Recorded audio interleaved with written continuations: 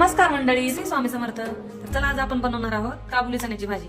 हे बघा, हे पाणी उकळायला ठेवलंय, त्यात थोडं मीठ टाकून याच्यामध्ये टोमॅटो, खोबरं, लसूण, कांदा भाजून घेतलाय चांगला तेलात. हे बघा, त्यात आपण वाटून थोडी याच्यात कोथिंबीर घालायची, थोडं मीठ टाकायचं. आता ह्याला काढून घेऊ आपण. बारीक झाले वाटण. हे बघा असं. आता कढईत तेल टाकून घेऊ.